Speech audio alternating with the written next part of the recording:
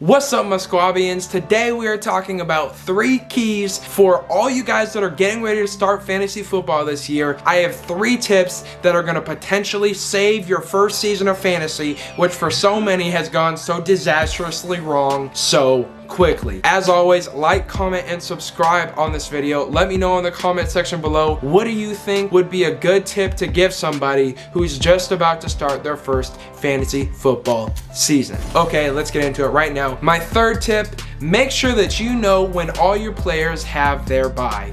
Why do you need to know this? Well, there are different strategies in fantasy football. Some guys like me, I don't mind aligning all my buys. If everyone on my team has a bye week 9 and I lose week 9, that's fine. Last year in the fantasy league, it didn't even come down to that in the end of the year. I don't want to sound too cocky, but it didn't even come down to one game. I had like a 2-game lead heading into the playoffs. I was locked in as the winner of my division. I ended up getting the 1 seed. I guess that could have changed. But losing 1 game because all your guys are on bye is kind of worth having all your guys the rest of the season. And what I mean by that is, if you have one guy missing action because of a bye every single week, your team is never going to be at full strength. And if it's never at full strength, you might not beat guys that are. You might lose to a team that is at full strength that week. It's a horrible thing to have to go through. I've suffered so many losses in fantasy football. I know the pain, and that's why I'm just letting you guys know now, pay attention to the buys. There are some people that prefer to have players miss sporadically and more spread out throughout the season, and that's totally fine. That's your strategy. I have mine, you have yours.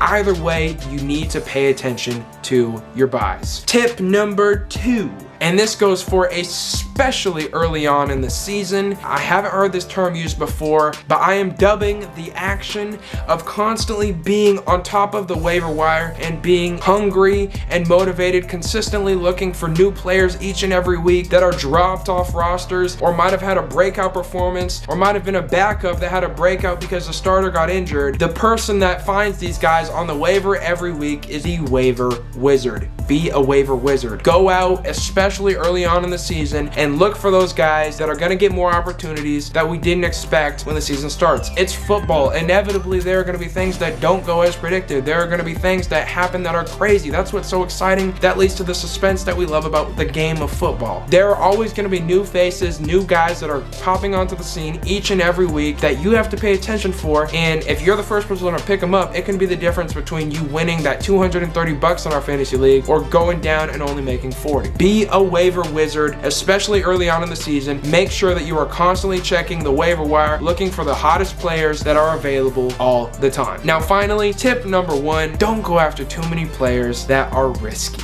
What I mean by that, last year, what if you would have drafted Odell Beckham Jr. and Antonio Brown? How would that have gone for you? AB didn't play the whole year, and OBJ had a down year. Those would have been your top 2 picks. Therefore, you would have been screwed for the rest of the season. You don't want to go after too many guys that have character issues or guys that are consistently missing games due to injury. Try and find those guys that are healthy. I know it's so difficult. Injuries are completely unpredictable, but there are some guys that have been injured more times than not in their career, and those are the type of guys that you want to avoid. I'm not going to throw any shade at anybody individually, but you know who I'm talking about. Certain guys in the league just unable to stay healthy and consistently are not available to their team. Those are the guys that you want to avoid. Injuries can absolutely derail a fantasy league. Same with suspensions, same with finding reasons not to be on the field. That is why you have to be careful not to draft too many guys that are going to be a major risk. So once again, my 3 tips. Number 3, make sure you know when your guys have their bye week. Number 2, be a waiver wizard,